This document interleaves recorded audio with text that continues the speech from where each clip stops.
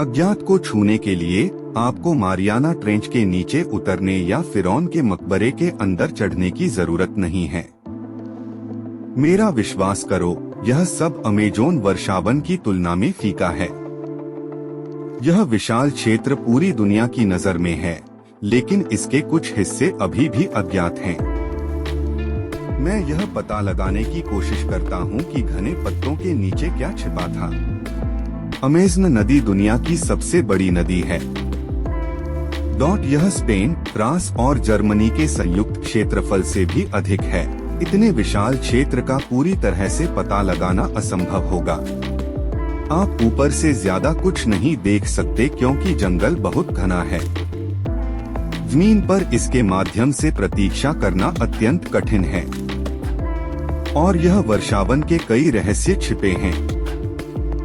ऐसा नहीं है, उन्हें उजागर करना आसान है और कभी कभी यह लगभग असंभव है।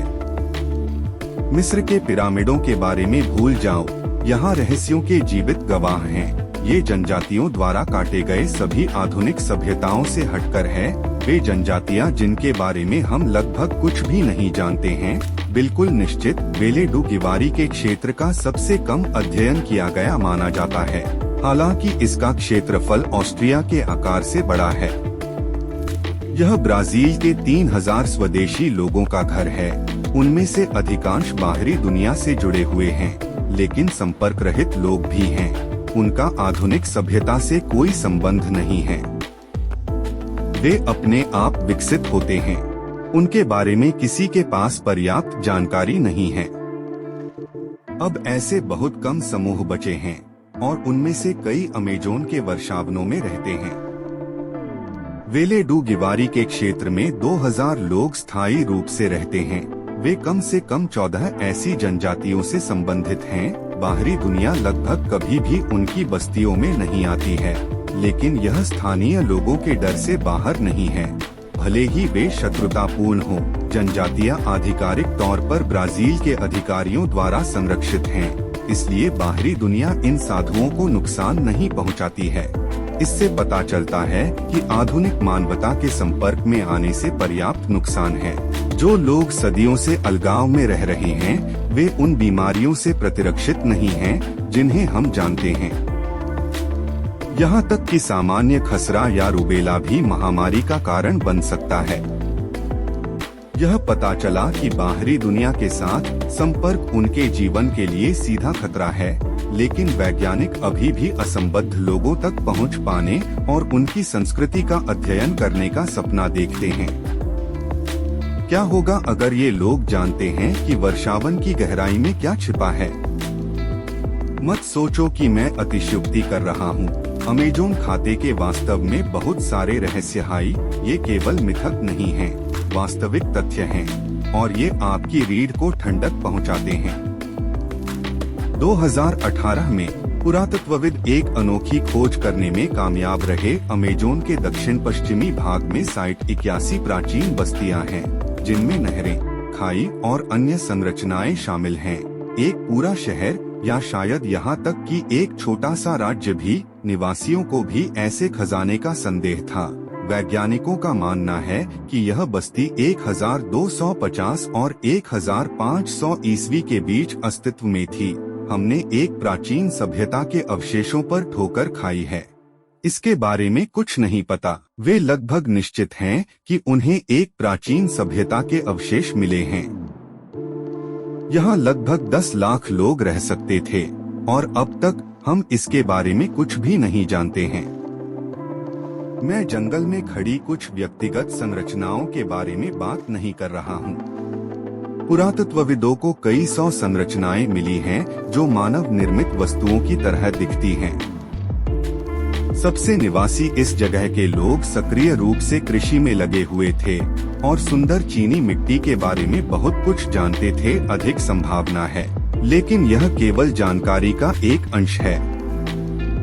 जैसे जैसे हम और अधिक सीखेंगे, हम क्या उजागर करेंगे। इस अनुभूति ने उष्णकटिबंधीय क्षेत्रों में सभ्यता के बारे में हमारे विचार को बदल दिया है। शायद उत्तर और दक्षिण अमेरिका के कई हिस्से जिन्हें हम अछूता जंगल मानते हैं, परित्यक्त खेतों और बगीचों में छिपे हुए हैं। कोलोराडो स्टेट यूनिवर्सिटी के पुरातत्वविद क्रिस्टोफर फिशर का यही मानना है। उनके अनुसार यह प्राचीन सभ्यता भूमि उपयोग के बारे में हमारी तुलना में कहीं अधिक समझती थी, लेकिन यह 2018 की खोज अपनी तरह की अकेली नहीं है। जमीन पर बनाए गए चित्र से उस क्षेत्र का अध्ययन करते हुए जहां पेड़ उगते थे, वैज्ञानिकों ने कई जियोग्लिफ की खोज की। उत्तरी में 450 जियोग्लिफ पाए गए ब्राजील और बोलीविया के हिस्से हैं। ये विशाल ज्यामितीय आकृतियों के रूप में खाई या तटबंध हैं। इनमें से सबसे पुराने जियोग्लिफ 3000 के बीच बनाए गए थे और 3500 साल पहले के हैं। उनका उद्देश्य वैज्ञानिकों के लिए अज्ञात है। शायद जियोग्लिफ अनुष्ठान करने या महत्वपूर्ण मुद्दों पर चर्चा करने के लिए एक बैठक स्थल थे। हम अमेज़न के प्राचीन निवासियों के बारे में कुछ भी नहीं जानते हैं, यहाँ तक कि हमारी सबसे अजीब धारणाएं भी सच हो सकती हैं। शायद वे एक वेधशाला या यहाँ तक कि अलौकिक सभ्यताओं के साथ संचार के लिए एक जगह थे, और जब घने जंगलों से काम नहीं चलता तब आग से मदद मिल सकती है। अमेज़न के जंगलों में हर समय आग लगी रहती है। हाल ही में वे अगस्त 2019 में शुरू हुए और वे दुर्गम क्षेत्रों में हुए। कुल मिलाकर 70,000 से अधिक धड़कना दर्ज किया गया है। हर साल आग का क्षेत्र बढ़ता है, लेकिन आधिकारिक कारण वही रहता है। कथित तौर पर लोग अवैध रूप से जंगल में आग लगाते हैं ताकि वे इसे काट सकें, सब कृषि के लिए। लेकिन यहाँ मैं उन क्षेत्रों के बारे में बात कर रहा हूँ जिन्हें काटना मुश्किल है। तो रास्ते में जंगल कौन और क्या है? बहुत संदेहास्पद मछलियों की 2000 से अधिक प्रजातियां, पक्षियों की 1294 प्रजातियां, स्तनधारियों की 427 प्रजातियां पाई जाती है। लेकिन यही क्यों और कहीं और क्यों नहीं पाई जाती? एक सिद्धांत का दावा है कि जहां यह जंगल वर्तमान में स्थित है, वहां एक समुद्र हुआ करता था। साइंस एडवांस में प्रकाशित एक अध्ययन का दावा है कि अमेज़न वर्षावन प्रारंभिक और मध्य मियोसीन में 2 बार बाढ़ आई। बाढ़ 200 और 4 लाख वर्षों तक चली। असामान्य खोजों से इस धारणा की पुष्टि हुई है। जंगल एल डोराडो के बारे में न सोचना असंभव है। हाँ, एल डोराडो पौराणिक शहर, राज्य या संभवतः एक संपूर्ण साम्राज्य, एक जगह जहां इतना सोना और कीमती पत्थर हैं कि हर कोई अमीर बन सकता है। एल डोराडो का इतिहास जटिल है। शायद मिथक की शुरुआत चिप्चा जनजाति के रिवाज से हुई होगी। प्रमुख को कवर किया गया था मिट्टी और सुनहरी रेत से छिड़का गया, जब तक वह स्वर्ण पुरुष एल डोराडो में परिवर्तित नहीं हो गया। धीरे धीरे एक स्वर्ण पुरुष ने एक किंवदंती को जन्म दिया, एक संपूर्ण सुनहरा शहर, और कुछ ने यह भी दावा किया कि वे सफल हुए। रहस्यमय मानचित्र थे और किंवदंतियां लगातार नए विवरणों के साथ विकसित हो रही थीं। अंत में एल डोराडो एक रूपक बन गया जहां कोई व्यक्ति अमीर बन सकता है।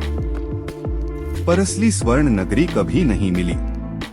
लेकिन यह हो सकता है कि ये सभी शोधकर्ता गलत जगह पर देख रहे हों। मुझे पता है कि आप क्या सोच रहे हैं। एक तरफ यह सब असंभव लगता है, पूरी तरह से खोजा नहीं गया है। कौन जानता है कि घने पत्तों के बीच क्या छिपा है?